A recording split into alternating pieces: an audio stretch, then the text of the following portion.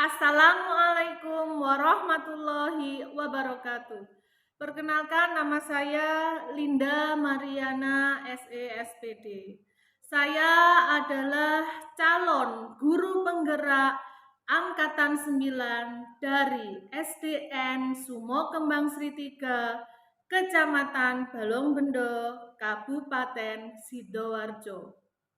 Izinkan di sini saya menampilkan video desiminasi untuk pemenuhan tugas pada modul 1.4 pada materi budaya positif.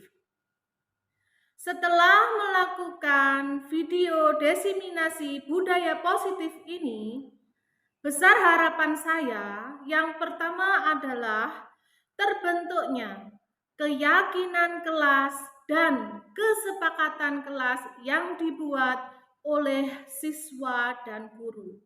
Yang kedua, saya berharap siswa mampu menerapkan dan menjalankan dengan sungguh-sungguh keyakinan kelas dan kesepakatan kelas yang dibuat bersama oleh siswa dan guru. Yang ketiga, saya berharap segitiga restitusi bisa diterapkan dengan baik di sekolah saya dalam memecahkan segala masalah yang ada di sekolah. Dan yang terakhir, saya berharap setelah melaksanakan diseminasi budaya positif ini, sekolah saya benar-benar mampu membuat dan menerapkan budaya positif di sekolah. Sekian kiranya dari saya akhiri. Assalamualaikum warahmatullahi wabarakatuh. Selamat menyaksikan videonya. Assalamualaikum warahmatullahi wabarakatuh. Waalaikumsalam warahmatullahi wabarakatuh. Assalamualaikum warahmatullahi wabarakatuh. Waalaikumsalam warahmatullahi wabarakatuh.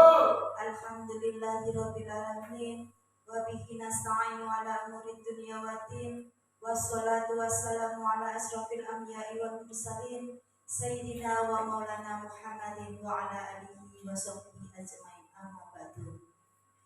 Kepada yang terhormat Bapak Kepala Sekolah SDN Sumo Kembang Sri 3, kepada Bapak Ibu Dewan Guru SDN Sumo Kembang Sri 3 beserta staf yang saya hormati.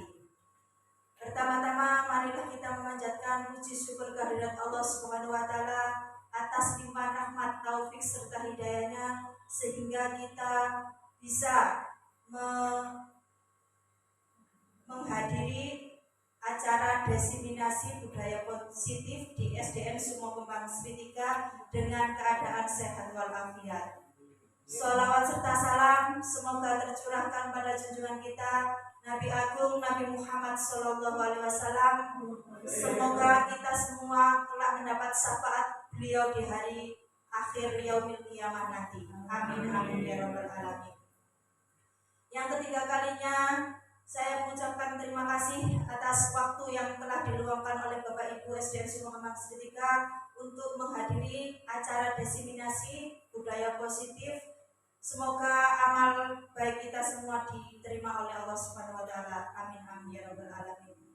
Sebelum acara dibuka, marilah kita buka acara ini dengan bacaan basmalah bersama-sama. Bismillahirrahmanirrahim. Semoga acara nanti berjalan lancar sesuai dengan harapan dan tidak kurang satu apapun. Menginjak acara yang kedua adalah sambutan dari Bu Dani untuk acara desiminasi budaya positif. Kepada Bu Dani saya persilakan.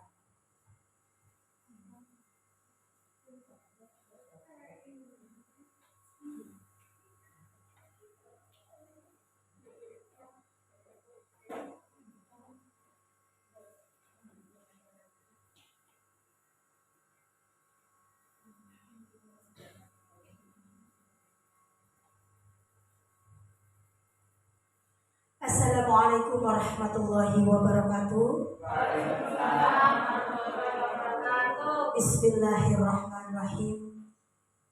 Kepada yang terhormat Bapak Kepala Sekolah SDN Sumur Kembang Sri 3, yang terhormat Bapak Ibu Dewan Guru beserta staf SDN Sumur Kembang Sri 3. Marilah tak lupa kita panjatkan rasa puja dan puji syukur kehadirat Allah Subhanahu wa taala atas rahmat dan limpahnya kita bisa hadir di sini dalam acara diseminasi modul 1.4 budaya positif yang akan disampaikan nanti oleh Bu Linda Mariana SPD dalam keadaan sehat walafiat tanpa kekurangan suatu apapun.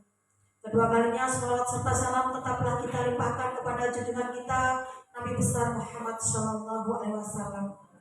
Sedikit saja yang saya sampaikan di sini. Semoga pada acara ini bisa berjalan dengan lancar dan tertib. Monggo kita perhatikan dengan seksama nanti saat Bu Linda Mariana menyampaikan materi yang akan disampaikan di sini nanti. Baiklah, hanya itu yang bisa saya sampaikan. Wassalamualaikum warahmatullahi wabarakatuh.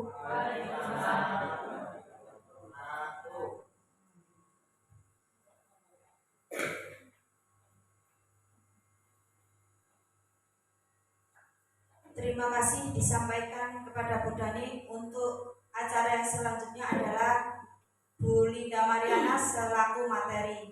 Pada Bu Linda Mariana dipersilahkan.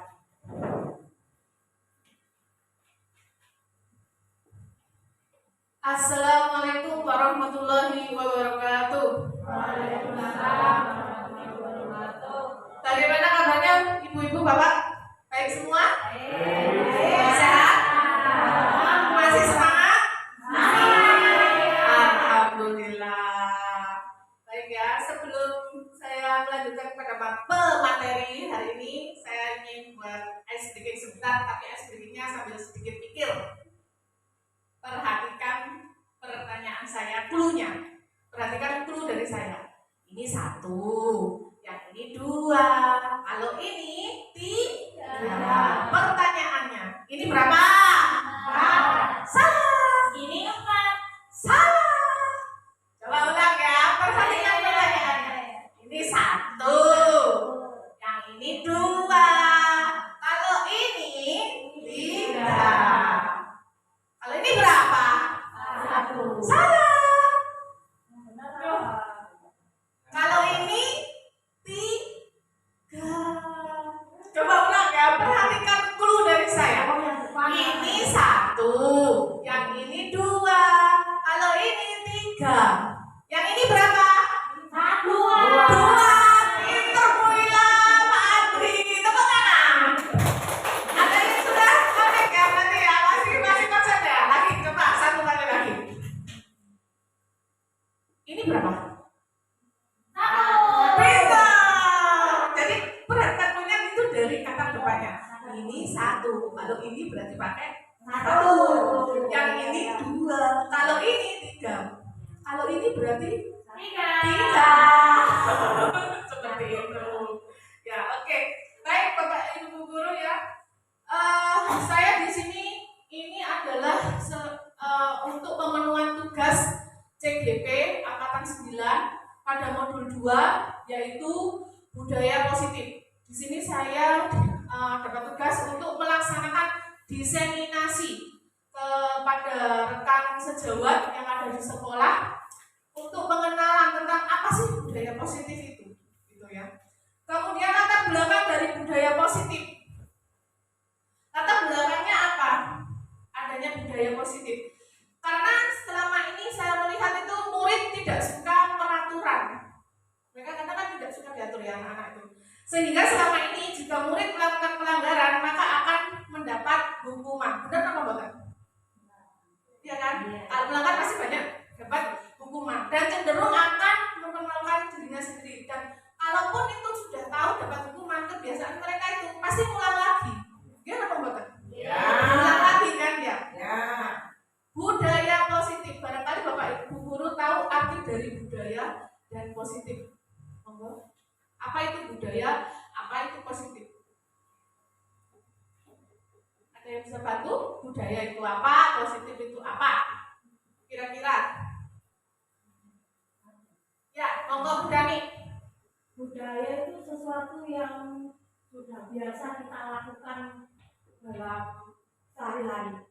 Budaya Sesuatu yang kita kerjakan berkali-kali juga sering terjadi. Oke, bagus sekali, benar.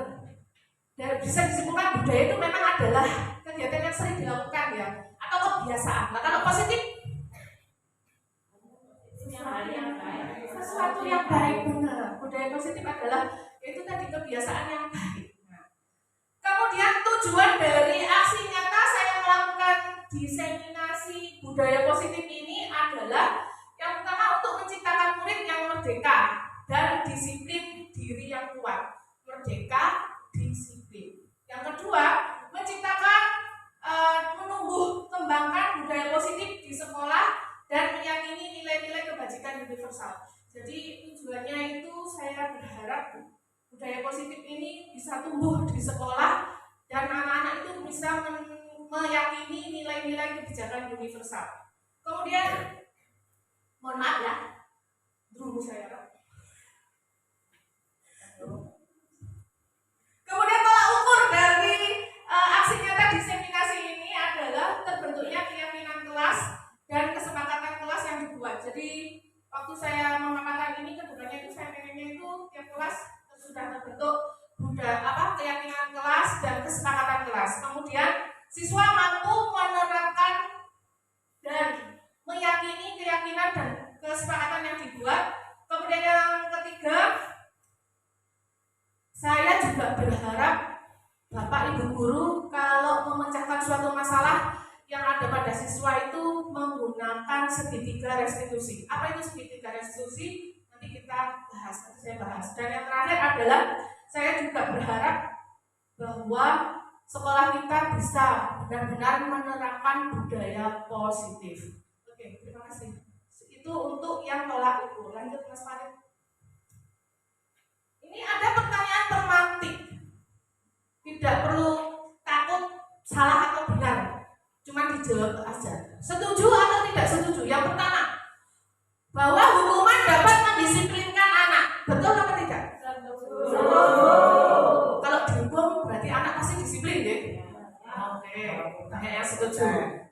Ya, gimana Bu Nur? Monggo. Walaupun nggak 100% berubah, tapi bisa berubah sedikit. Nah, ini pendapat dari Bu Nur. Walaupun nggak 100% berubah, tapi nggak 100% benar, tapi bisa berubah sedikit demi sedikit. Kemudian yang kedua, pemberian hukuman dengan hal positif seperti membaca atau membersihkan halaman sekolah dapat meningkatkan disiplin anak. Betul atau salah? Setuju. Oke. Yang ketiga, memberi penghargaan dapat meningkatkan motivasi belajar anak. Setuju apa bukan? Setuju. Banyak yang setuju banget semua. Oke, next, Mas Farid. Oke. Yang kita pelajari nanti dalam diseminasi budaya positif ada 6 ya. Yang pertama disiplin positif dan nilai-nilai kebajikan universal. Yang kedua teori motivasi hukuman dan penghargaan, restitusi, keyakinan kelas, kebutuhan dasar manusia dan dunia berkualitas. Kemudian restitusi, 5 posisi kontrol dan segitiga restitusi. Next. Disiplin positif dan nilai-nilai kebajikan universal. Disiplin, apa sih makna dari kata disiplin? Tertib. Terus? Ada yang taat, ada lagi? Patuh pada tata tertib. Kalau nilai kebajikan universal, nilai ya, bagus sekali. Nilai kebaikan, ya. Coba, benar apa enggak? Disiplin itu artinya adalah tertib, taat, patuh. Next. Nah, sebelum ke sana kita akan belajar dulu tentang perubahan paradigma dengan kegiatan kepalan tangan. Bapak Ibu ini ya bisa dengan teman belakang atau samping siapa yang menjadi A dan siapa yang menjadi B. Bayangkan ya, yang A itu yang megang tangan, yang teman B itu berupaya dengan segala macam cara membujuk agar temannya ini mau membuka tangannya. Ada yang berperan sebagai yang genggam tangan, ada yang berperan sebagai perayu atau membujuk. Bagaimana caranya agar kepala tangan ini terbuka? Dan di dalam kepala tangan ini berisi barang atau benda yang paling berharga. Bapak Ibu bisa coba praktekkan. Bagaimana caranya, entah itu merayu atau kasih imbalan apa, monggo silahkan. Depan atau samping silahkan. Diapakan? Dikelitikin. Nah ini salah satu strateginya dari Bu Yeni, dikelitikin katanya biar terbuka.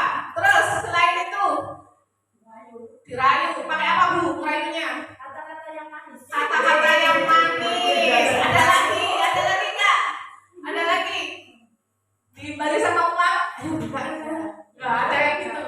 Nah, kira-kira yang megang tangan ini mau buka apa tidak?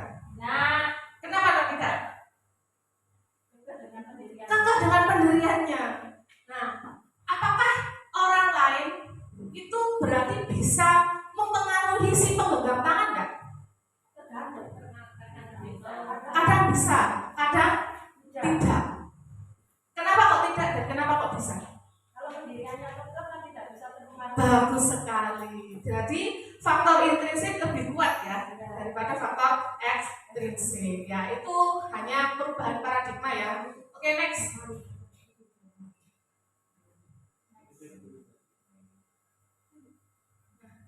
Ini disiplin positif tadi. Next sudah langsung saya sampaikan tadi.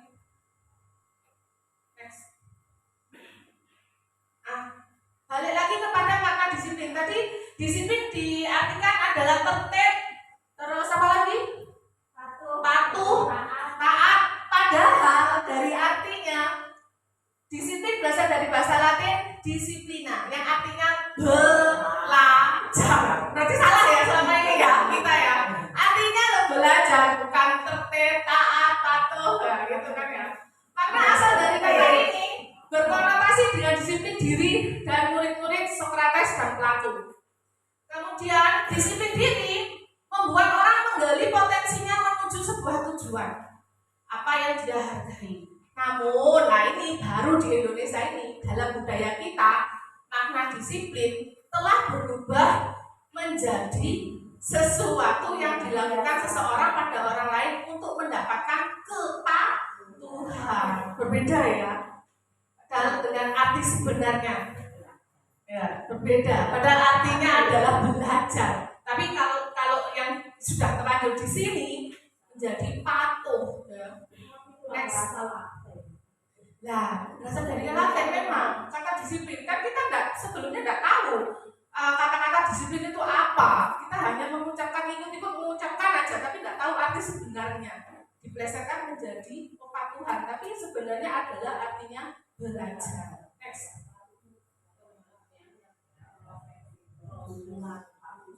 Ini tadi nilai-nilai kebajikan, nilai-nilai baik yang bersifat universal. Kalau dihubungkan dengan kurikulum merdeka yang sekarang, jadi yang diharapkan nilai-nilai kebajikan apa yang muncul adalah terutama beriman bertakwa kepada Tuhan Yang Maha Esa dan berakhlak mulia, kemudian mandiri, bernalar kritis, berkepentingan global, bergotong royong dan kreatif. Next.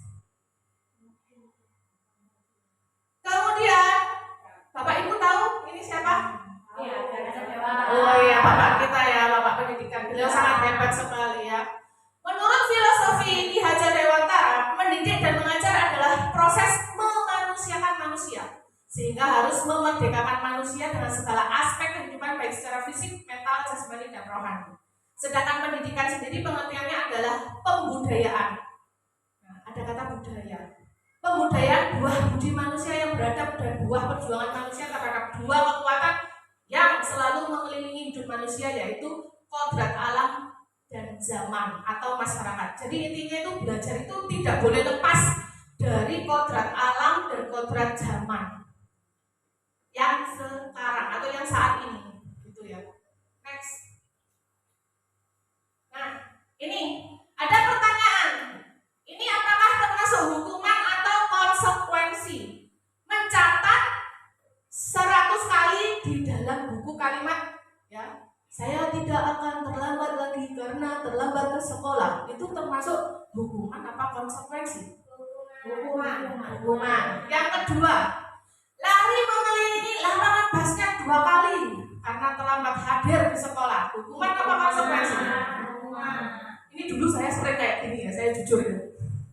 Kemudian yang ketiga, murid diminta untuk push up 16 kali tidak menggunakan masker ke sekolah.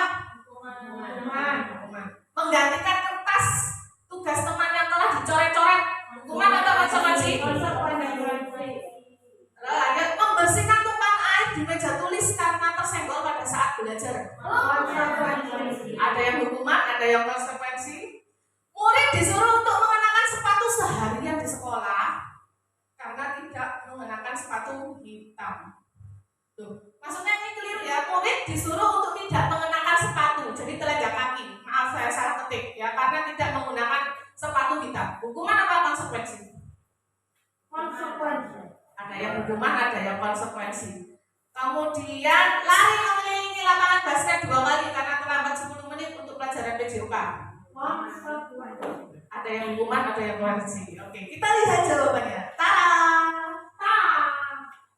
Mencatat termasuk hukuman, lari benar hukuman, tidak menggunakan masker hukuman, menggantikan kertas konsekuensi, membersihkan tumpahan air di meja tulis konsekuensi, murid disuruh untuk tidak mengenakan sepatu tadi juga hukuman, dan terakhir adalah konsekuensi. Kira-kira ada gambaran nggak apa itu hukuman, apa itu konsekuensi?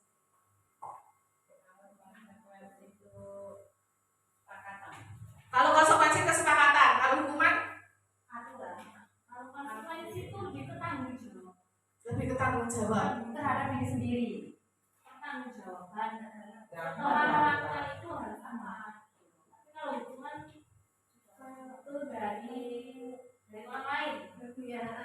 Hukuman dari orang lain. Sebenarnya dikombinasikan antara jawaban Bu Yeni sama Bu Ila. Ada kesepakatan dan ada sebagai tanggung jawab. Sedangkan hukuman itu biasanya itu bersifat untuk satu arah dan biasanya itu mendadak. Ya, itu. Next. Nah, ini lebih jelasnya ada. Kalau hukuman itu sesuatu yang menyakitkan harus terjadi. Konsekuensi sesuatu yang memang harus terjadi. Berarti ada sudah kesepakatan. Kalau hukuman membuat anak sakit, sakitnya apa? Fisik maupun hati. Kadang kan kita nggak tahu ya perasaan anak itu gimana kalau dihukum kan ya. Yang mantel ke bawah sampai SMP lah atau sampai SMA lah, teringat lah gitu kan ya. Kemudian yang konsekuensi membuat anak merasa tidak nyaman dalam jangka waktu pendek saja. Karena apa? Karena mereka sudah tahu sebelumnya itu sudah ada kesepakatan yang dilaksanakan ya. Kemudian dan seterusnya bisa dibaca. Next. Mohon maaf ya karena waktunya sedikit mepet, jadi saya agak cepat. Kemudian yang kita pelajari itu yang terakhir ini berikutnya adalah restitusi. Apa itu restitusi? Ada 2 pengertian ya di sini kalau nggak salah. Restitusi yang atas dan yang bawah. Intinya adalah restitusi merupakan proses kolaboratif yang mengajarkan murid untuk mencari solusi untuk masalah mereka. Jadi murid sendiri yang mencari solusi pada permasalahannya, bukan siapa? Bukan guru. Kalau selama ini kita praktekkan, siapa yang biasanya mencari solusi? Guru. Anak cenderung pasif ya, pasrah, manut apa jadi kata guru. Tapi kalau restitusi itu kebalik. Murid yang harus mencari solusi. Tidak hanya murid. Kalau misalkan ada kata atau kalimat yang kurang nanti bisa ditambahi oleh guru. Guru menyempurnakan. Misalnya seperti itu. Jadi tidak monoton kepada siswanya, gurunya. Nah, itu yang ingin kita sebagai CGP itu mempraktekkan atau men-share kepada teman-teman. Kalau misalkan siswa ada masalah, jangan langsung gurunya yang bertindak mencari solusi. Biarkan siswanya dulu yang berpikir dulu, mencari tahu dulu gimana solusinya. Kan kalau selama ini guru terus kan itu artinya sama juga dengan apa ya? Kita memanjakan murid. Betul apa betul? Betul. Menyuapi terus tanpa berpikir ya. Next. Ada 9 ciri-ciri restitusi. Yang pertama, bukan untuk menebus kesalahan, namun untuk belajar dari kesalahan. Biar dia bisa belajar. Yang kedua, memperbaiki hubungan, tawaran bukan paksaan, restitusi menuntut untuk melihat ke dalam diri dan seterusnya. Next. Nah, ini ada peraturan dan keyakinan kelas. Kalau peraturan, contoh, selalu kembalikan buku ke tempatnya.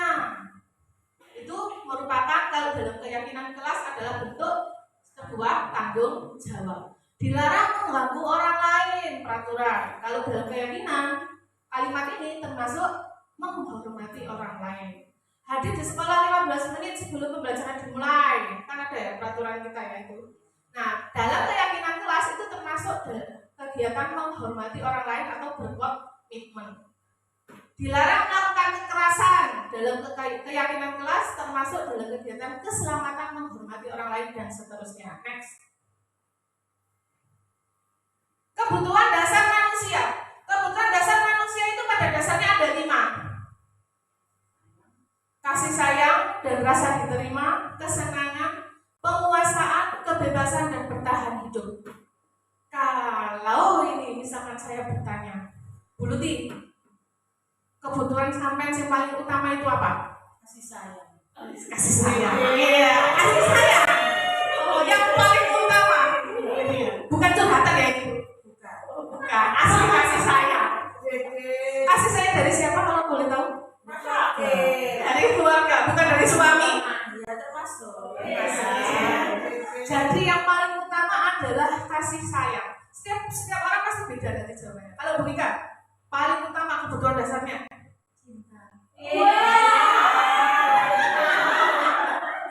cinta termasuk dari kasih sayang ya. Cinta dari siapa Bu? Suami, anak, orang tua. Oke, keluarga berarti. Oke, kalau Bu Yeni dari ini misalkan yang paling utama apa? Sama kasih sayang. Kalau tidak ada kasih sayang kita itu kalau bekerja atau ke dalam kehidupan sehari-hari kurang bersemangat. Setelah kasih sayang apa Bu? Ya senang. Kalau sudah ada kata yang senang. Senang ya, kesenangan. Kesenangan bisa diraih dengan apa? Misalkan caranya bagaimana? Untuk mengeksplor kesenangan apa yang Bu Yeni lakukan? Ya berusaha berpikir positif thinking atau tidak. Jalan-jalan buat Bu? Ya termasuk itu. Nah, kalau untuk Pak Farid, guru satu-satunya yang jomblo di sini, kebutuhan dasar manusia yang paling utama untuk Pak Farid apa? Kasih sayang. Untuk kasih sayang juga. Kasih sayang dari siapa kalau boleh tahu? Dari keluarga. Wah, dari keluarga, bukan dari calon istri. Kemungkinan. Oke, kalau Bu Dani, apa Bu Dani? Kebebasan. Wah, bebas. Apakah sekarang ini Bu Dani belum pada posisi bebas dan masih tertekan katanya dulu? Nah, pokoknya bebas itu enak. Bebas itu enak. Tiap orang memang beda ya. Kebutuhan dasar manusia yang nomor 1, 2 dan apa gitu seterusnya memang berbeda. Ya, tergantung orangnya. Kemudian yang kedua setelah kebebasan apa Bu? Kesenangan. Kesenangan. Oke. Kasih sayang sudah cukup berarti ya. Kalau Bu Nur, Penguasaan. penguasaan. Kalau boleh tahu penguasaan dalam bidang apa Bu Nur? Dalam segala hal. Termasuk keluarga. Keluarga, kasih sayang, uang. Tepuk tangan buat Bu Nur. Oke, jadi itu ya sebenarnya dasar kebutuhan manusia itu ibarat intinya itu ada 5: bertahan hidup, penguasaan, kebebasan, kesenangan, kasih sayang. Bahkan waktu saya tanya tadi kesenangan contohnya apa? apa? Penguasaan itu seperti apa? Bisa dijawab. Alhamdulillah. Next. 5 posisi kontrol. 5 posisi kontrol yang dimiliki guru. Yang pertama, penghukum. Saya akui, saya dulu termasuk. Pembuat rasa bersalah, teman, pemantau, dan manajer. Sedikit bercerita, waktu saya pertama kali sukuan ngajar di SDN Sumur Bekasi 3, saya memang menerapkan salah satu di sini. Saya ingat waktu itu saya pertama kali ngajar kelas 2.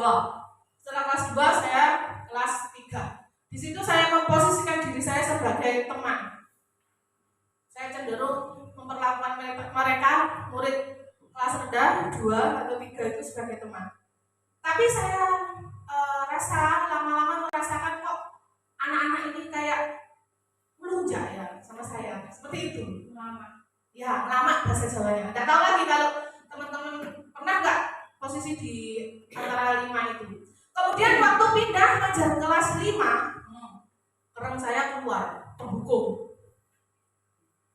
Bahkan yang kemarin-kemarin itu satu murid saya tak hukum bersihin ikat 1 bulan. Ketawa teman saya, wah, ikat 1 bulan, gitu. Kan termasuk menghukum. Terus banyak lagi tuh yang apa ya, saya suruh nyapu, bersenam dan seterusnya. Nah, seperti itu. Kalau teman-teman cenderung ke mana? Penghukum, pembuat rasa bersalah, teman, pemantau, apa manajer? Kalau teman-teman Saya ngajar kelas 3, kelas kecil, saya itu kadang sebagai teman dan memantau karena masih banyak tingkat. Kalau kelas kecil, saya itu cenderung ke sebagai teman dan memantau. ya, ada yang lain? Udah nih? Ini kayaknya sefrekuensi dengan saya ya. Nggak tahu lagi kalau sekarang berubah. Ke manajer. Wah, manajer. Oke, sip. Kenapa? Alasannya? Karena siswa kelas 4 itu sudah bukan kelas kecil lagi. Bukan kelas kecil lagi. Selain itu,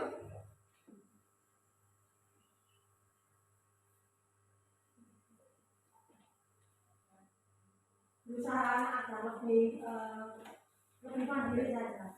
lebih mandiri saja. Oke. Baik, di sini ada 5 posisi kontrol guru ya, yang sering terjadi di lapangan. Ada sebagai penghukum, pembuat rasa bersalah, teman, dan seterusnya. Nah, contohnya apa sih? Kalau guru berbuat sebagai penghukum, itu biasanya menghardik, menunjuk-nunjuk, menyakiti, nyindir, menghardik. Udah kamu, jangan makan terus. Nah, seperti itu kan termasuk menghardik. Jangan terlambat. Nah, kayak gitu. Kalau pembuat rasa bersalah, itu cenderung berceramah dan mengatakan seharusnya kamu tuh nggak seperti ini, atau apalagi ada kalimatnya ibu kecewa dengan apa yang kamu lakukan. Itu membuat rasa bersalah. Kalau teman membuatkan alasan-alasan untuk muridnya, nanti kamu bilang sama orang tuamu ya, kayak gitu. Apa? Memposisikan sebagai teman. Kalau pemantau senangannya menghitung dan mengukur. Kamu tadi telat 10 menit, nanti pulangnya 10 menit misalnya gitu. Kalau sebagai manajer, nah itu tadi ada hubungannya dengan restitusi, mengajukan pertanyaan-pertanyaan, menggali. Kitanya sebagai guru itu menggali. Jadi dia muridnya itu bisa mengeksplor apa yang ada di pikirannya. Ya. Kemudian next, itu salah satu contoh saja ya Bu ya, Bapak, Ibu Bapak. Eksplorasi konsep segitiga restitusi. Nah ini yang ada kaitannya. Jadi Bapak Ibu guru, sebenarnya dari 5 posisi kontrol itu, waktu saya pelaksanaan mengikuti CGP itu kata fasilitator saya, guru itu seharusnya menempatkan diri sebagai manajer, bukan sebagai penghukum, pembuat rasa bersalah, teman, atau yang tadi ya. Jadi saya itu diajarkan menjadi guru, memposisikan diri sebagai manajer, seperti itu. Untuk segitiga restitusi, next, ada namanya segitiga, berarti ada 3 sisi. Yang pertama adalah menstabilkan identitas. membuat anak yang merasa gagal karena berbuat salah menjadi positif terhadap dirinya. Biasanya dicirikan dengan kalimat yang seperti apa? Ini kalau misalkan siswa dalam sebuah masalah, jadi kita itu diharapkan untuk apa ya istilahnya membantu memecahkan permasalahan itu menggunakan segitiga restitusi. Yang pertama yaitu menstabilkan identitas.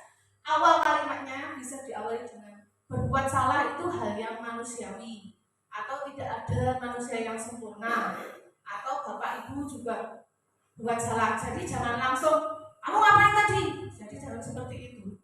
Diawali dengan menstabilkan identitas. Itu yang menurut saya terima dari program CGP kemarin ya. Ada lagi yang lain, bapak atau ibu tidak tertarik untuk mencari siapa yang benar atau siapa yang salah. Bapak ibu lebih tertarik untuk menyelesaikan masalah seperti itu. Itu dari menstabilkan identitas. Next. Kemudian ada validasi kebutuhan. Apa inti dari validasi kebutuhan? Membantu murid mengenali basic need atau kebutuhan dasar yang ingin dipenuhinya ketika melakukan kesalahan itu. Seorang anak atau siswa jika berbuat salah itu kan pasti ada alasannya kan. Nah ini termasuk validasi kebutuhan. Bisa diawali dengan kata saat guru bertanya ya, misalkan kamu bisa saja kan melakukan hal yang lebih buruk tapi kamu tidak melakukannya. Kemudian atau kalimat yang lain, kamu pasti punya alasan mengapa melakukannya. Apa yang penting kamu? Apa yang penting bagi kamu? Atau kalimat yang lain juga bisa digunakan, kamu boleh tetap berusaha menjaga sikap itu, tapi tambahkan sikap yang lain yang baru dan seterusnya. Kemudian sisi yang terakhir dari segitiga restitusi, next. Nah ini menanyakan keyakinan. Apa itu menanyakan keyakinan? Anak melihat kesalahannya dihubungkan dengan norma sosial dan nilai-nilai yang mendasari manusia berinteraksi dengan orang lain. Jadi langsung jangan kamu itu jangan seperti itu, kamu salah. Nah itu tidak boleh. Jadi apa yang bisa disampaikan oleh guru untuk menanyakan keyakinan? Apa nilai yang kita percaya di sekolah atau di kelas kita? Kemudian bisa juga ditanyakan nilai-nilai universal apa yang telah kita sepakati. Jadi intinya pada dasarnya itu mengajak murid itu untuk berpikir. Sekali lagi kita tidak bahasa Indonesianya mendulang itu apa? Kita tidak terus menyuapi dia. Biarkan si anak berpikir dulu.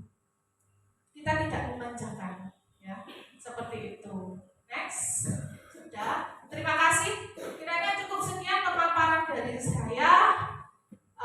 Saya akhiri. Terima kasih banyak. Saya akhiri. Oh ya, sebelum saya akhiri ada tanya jawab atau lain-lain. Monggo, barangkali silakan ada yang mau bertanya. Ya, bila sebentar. Tadi sudah dijelaskan tentang segitiga restitusi ya Bu ya. Ya. Itu contoh penerapan di sekolah itu kayak gimana? Kalau ada kasus itu kayak gimana? Contoh penerapan segitiga restitusi dalam sebuah kasus. Kebetulan saya sudah ada videonya. Kemarin saya juga melakukan syuting sama anak-anak kasus 1B. Nah ini mau diperhatikan ya. Nanti ada itu. Oke,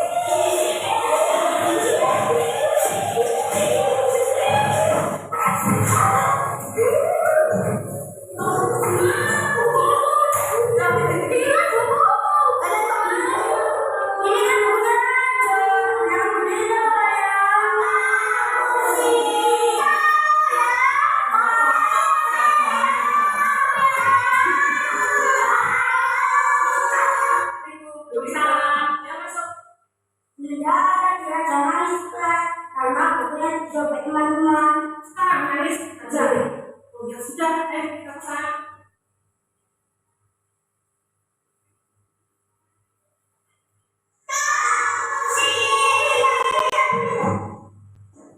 Yo, ada apa ini?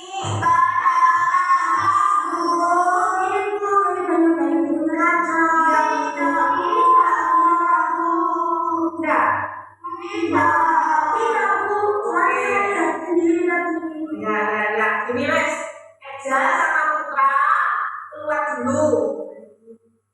Kalian berlima ikut Belinda sekarang. Ayo.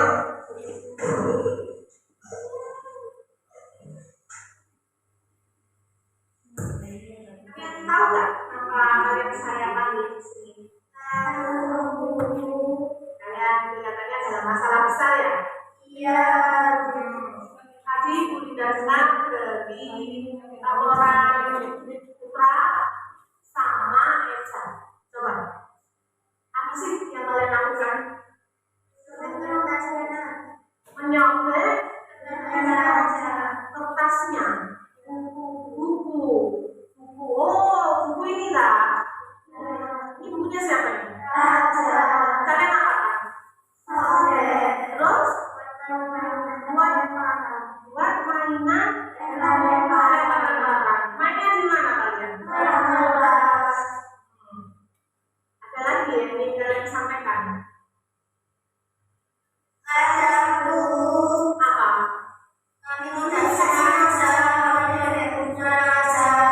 Jadi kalian ini tidak sengaja ya? Menyambil bukunya Raja ini? Tidak sengaja. Kalian tahu nggak kalau kalian dalam masalah sekarang? Baiklah, manusia itu memang tidak ada yang sempurna. Dan Belinda di sini. Nah, tadi kalimat yang saya gunakan awal apa? Manusia itu tidak ada yang sempurna. Itu merupakan bagian dari signifikan restitusi yang sudah saya terangkan tadi ya, stabilitas. Next, selanjutnya. Ini tidak mencari tahu siapa yang salah. Tapi di sini Belinda ya, ngajak ngobrol kalian ini. Mari kita cari cara bagaimana memperbaiki situasi ini. Oke. Kalian melakukan Yang kalimat tadi itu juga bagian dari validitas daripada segitiga restitusi. Jadi ada tahap-tahapannya yang tadi ya. Lanjut. nyobek punya Raja ini pasti ada alasannya kan? Ada apa tidak? Ada. Pasti seru ya main lempar-lemparan kertas, nyobek kertas. Seru kan? Senang ya kalian? Iya. Ibu bisa melihat itu kalian senang bermain di dalam kelas nyobek kertas, nyobek bukunya Raja. Ya. Sehingga kalian sekarang dalam masalah.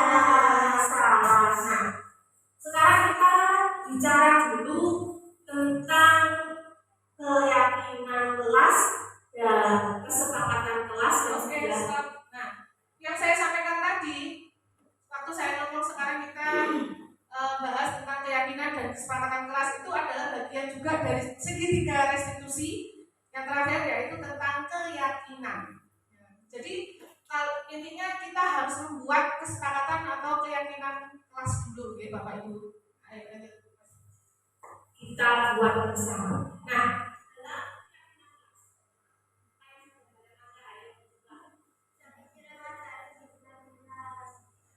istirahat harus benar bersama. Tidak sesuai dengan keyakinan kelas yang sudah kita sepakati kan? Istirahat kalian sudah. Kalau tidak, ayo apa? Tidak bermain di dalam kelas. Iya, karena di dalam kelas itu tempatnya untuk apa? Bukan untuk main. Apa yang kelas yang sudah main? Ada lagi enggak? Ada Bu. Apa? Menjaga kebersihan kelas. Tapi yang mana lakukan apa? Mengajar kelas. Oh, gimana apa yang kita? Baiklah, sudah ada 3 kesepakatan kelas ya yang sudah kalian lakukan. Coba kalau keyakinan kelas apa yang belum kalian laksanakan? Yang pertama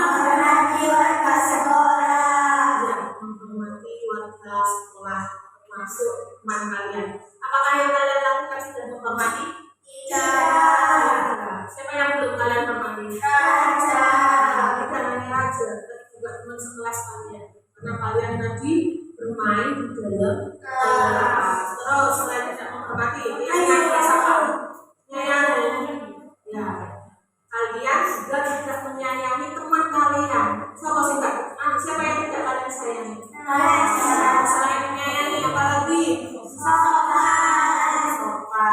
Apakah perbuatan kalian ini termasuk mencerminkan sikap sopan? Tidak. Tas, merusak barang itu termasuk perbuatan yang tidak sopan. Terus apa lagi? Jujur. Kalian tadi, ya, waktu Bu Linda masuk, saya tanya, kalian saling menyalahkan satu sama lain. Berarti kalian tidak jujur. Ya, paham? Ibu mengerti kalau kalian itu senang bermain. Saya mengerti. Kalian senang ambil kertas, langsung lempar-lemparan. Tapi yang kalian lakukan itu sudah merugikan orang lain dan diri kalian sendiri. Sehingga sekarang kalian dalam masalah. Nah, kita itu harus saling menghormati, ya, saling menyayangi. Itu Bu Linda. Sebenarnya ada cara lain untuk mendapatkan rasa senang tanpa merugikan orang lain. Bagaimana menurut kalian? Ya, mana?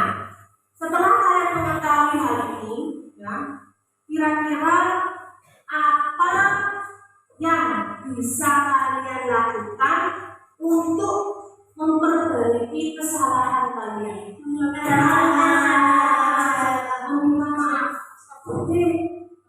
Nah, di sini Bapak Ibu guru, guru itu menggali atau mencoba mengeksplor siswa bagaimana caranya untuk memperbaiki suatu masalah. Kebanyakan kalau siswa itu jawabnya dengan apa? Kalau berbuat salah biasanya minta maaf, dan kebanyakan stop sampai di situ kan dia. Kita kan ya udah kamu boleh minta maaf kan seperti itu. Dia apa Bapak? Padahal sebenarnya tidak hanya minta maaf Bapak Ibu. Jadi kita harus lebih teliti lagi. Jangan stop sampai di minta maaf saja, ya. Tergantung kesalahannya. Minta maaf, oke, sudah selesai, jangan kalau bisa jangan seperti itu. Oke, lanjut. Bagus meminta maaf. Selain meminta maaf, iya menyapu. Apa yang disapu? Tas yang dilempar-lempar yang disobek di ruang kelas. Kalian bisa? Bisa membersihkannya? Bisa. Oke. Mengganti buku racun. Bagus sekali, pintar sekali. Mengganti buku racun. Jadi tidak hanya meminta maaf juga. Kalian harus mengganti bukunya aja. Sanggup kalian lakukan? Sanggup. Sekarang juga ya? Ya. Oke, baik kalian. Bukunya aja dan meminta maaf kepada. Baik ya? Baik. Oke, silakan.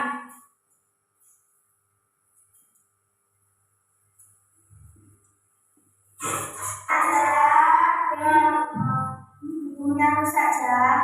Ini sudah kami ganti dengan yang baru. Ya, karena ada belajar yang tidak mengulangi lagi. Ya.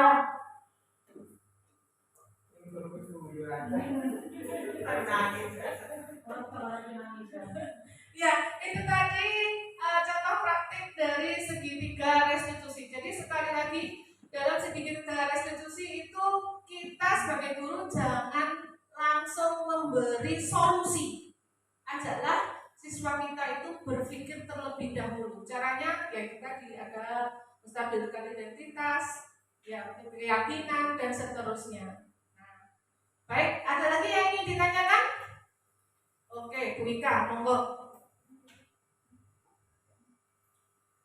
Untuk Bu Linda, bagaimana implementasi atau penerapan untuk guru PJOK dan PAI yang tidak memiliki kelas atau berganti-ganti kelas terhadap kesepakatan atau keyakinan kelas yang ada pada tiap jenjang kelas? Soalnya kan biasanya guru kelas atau wali kelas itu melakukan atau membuat kesepakatan atau keyakinan kelas itu antara guru kelas dengan siswa, Ya, betul. bukan siswa dengan guru mapel. Ya, betul. Bagaimana implementasinya atau bagaimana? Terima kasih. Terima kasih untuk Bu Ika, pertanyaannya bagus sekali. Lah, bagaimana Bu untuk yang guru olahraga atau PJOK? Sedangkan keyakinan kelas, kesepakatan kelas kan itu adanya kesepakatan antara guru kelas dan siswa. Kira-kira bagaimana? Barangkali kalian bisa bantu jawab sebelum saya menjawab. Harus mengikuti sesuai yang tertera di yang sudah dibuat di dalam kelas. Harus mengikuti apa yang ada di kelas. Oke. Disepakati. Jawabannya ada dua, Bapak Ibu. Kembalikan lagi. Tergantung kesepakatan antara wali kelas dengan guru dan siswa. Jadi ditawarkan lagi. Ditawarkan lagi. Bapak Ibu guru yang ngajar PJOK atau PAI mau mengikuti keyakinan atau kesepakatan kelas yang sudah ada di kelasnya, ataukah membuat sendiri, membuat lagi keyakinan atau kesepakatan yang ingin dibuat bersama siswanya. Jadi seperti itu. Oke? Oke. Ya, boleh, tergantung. Jadi semuanya itu tergantung dari kesepakatan, dari akadnya. Seperti itu. Terlalu banyak kesepakatan tapi nanti berujungnya adalah tadi judulnya budaya. Iya, memang ke sana arahnya. Memang nanti arahnya ke sana.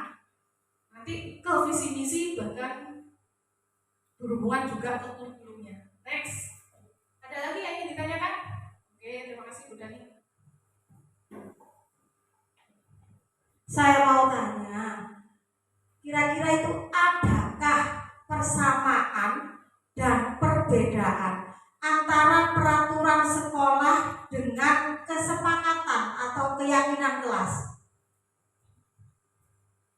Terima kasih untuk pertanyaan dari Bu Dani. Excellent sekali. Adakah persamaan atau perbedaan dari peraturan sekolah dengan keyakinan atau kesepakatan kelas yang dibuat? Saya jawab yang persamaannya dulu.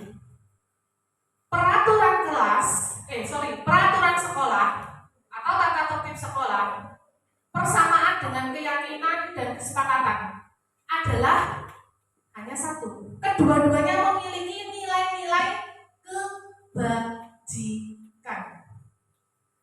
Sama-sama memiliki nilai kebajikan yang bersifat universal. Sedangkan perbedaannya adalah kalau peraturan sekolah atau tata tertib sekolah yang membuat itu sinten, Bapak Ibu guru, sekolah. Sedangkan kalau keyakinan kelas atau kesepakatan kelas, siapa yang membuat? Warga kelas. Warga kelas. Berarti warga kelas itu siapa ya? Siswa dan guru. Siswa dan guru. Nah, itu perbedaannya. Kalau peraturan atau tata tertib, satu yang buat adalah sekolah. Tapi kalau keyakinan atau kesepakatan itu karena akan ada bergen antara guru dan siswa, seperti itu. Nah, oke. Baik, Bapak Ibu guru yang saya hormati, kira-kira ada pertanyaan lagi? Kalau tidak ada, saya tutup. Oh, pas, oke. Terima kasih Bapak Ibu guru untuk kesediaan waktunya mengikuti aksi nyata dari diseminasi budaya positif. Jadi pada dasarnya atau pada intinya yang ingin saya sampaikan di sini adalah marilah kita membuat satu keyakinan dan kesepakatan kelas antara guru dan siswa. Ya, dari kelas 1 sampai kelas 6 boleh antara guru mapel, PJOK, agama dengan setiap siswa yang ada di kelas. Dan jangan lupa kita juga harus menerapkan segitiga restitusi dalam segala permasalahan yang menimpa murid kita. Nah, nanti dari nilai-nilai yang ada pada kesepakatan atau keyakinan kelas itu nanti bisa dibuat menjadi budaya positif, dikumpulkan yang sama yang tidak sama apa, diserap lagi seperti itu. Jadi menjurusnya ke sana. Perilaku-perilaku baik itu bisa terlaksana dengan sempurna. Kiranya cukup sekian dari saya, kurang lebihnya saya akhiri. Assalamualaikum warahmatullahi wabarakatuh. Waalaikumsalam warahmatullahi wabarakatuh. Terima kasih disampaikan kepada Bu Linda Mariana selaku materi diseminasi budaya positif. Banyak yang kita petik di sini. Semoga bermanfaat bagi semua. Saya selaku pembawa acara minta maaf apabila ada kata-kata yang kurang berkenan. Saya akhiri. Wassalamualaikum warahmatullahi wabarakatuh. Untuk acara selanjutnya adalah penutup yang akan disampaikan oleh Bu Ila. Waktu dan tempat kami persilahkan.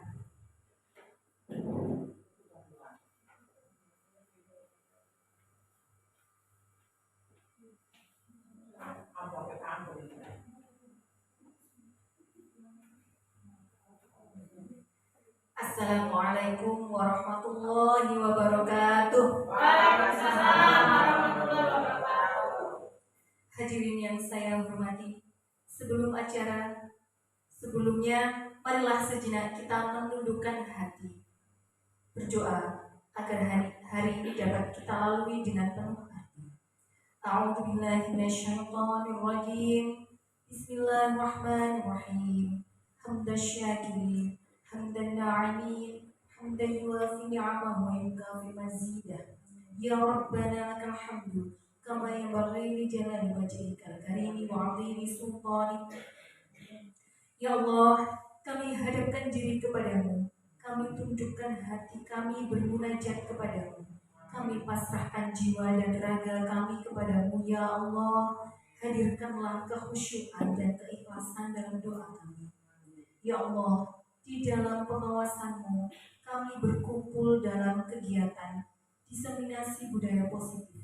Karena itu ya Allah, berkahilah acara kami, bukalah pintu hati kami, berikanlah pemahaman dan jalan keluar dari setiap permasalahan kami. Penuhilah pertemuan ini dengan kebaikan dari awal hingga akhir. Ya Allah, Engkau adalah Rabb kami, tidak ada Tuhan selain Engkau. Engkau yang menciptakan kami dan kami hanyalah hamba-Mu. Jadikanlah kegiatan diseminasi budaya positif ini sebagai bentuk nyata ibadah kami kepadamu, dan kami berlindung kepadamu dari kejahatan, kecurangan, dan dusta yang telah kami lakukan. Maka ampunilah kami, karena tak ada yang bisa mengampuni dosa-dosa kami melainkan Engkau ya Allah. Rabbana atina fid dunya hasanah wa fil akhirati hasanah wa qina adzabannar. Subhana rabbika rabbil izzati amma yasifun wa salamun 'alal mursalin walhamdulillahi rabbil alamin. Wassalamualaikum warahmatullahi wabarakatuh.